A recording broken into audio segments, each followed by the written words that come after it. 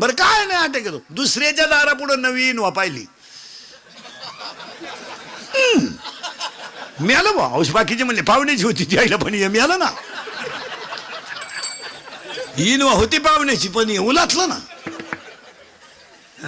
मी तुम्हाला अटॅकचं औषध सांगतो, डॉक्टरकडे जायचं नाही, औषध घ्यायचं नाही. मी सांगतो तेवढं 3 वाक्य ऐकायचे, तुम्हाला खानदानीत अटॅक येणार नाही.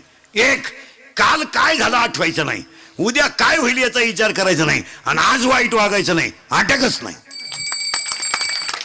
मागचं उकरूनच काढायचं नाही, झालं ते आग लागू द्या तिकडं मरू द्या. आता कॉलेजला असताना आपल्याला पोरीनं धोका दिला, आता तिचं पोर शाळेत जातो तरी तिचंच जोर जळायचं का?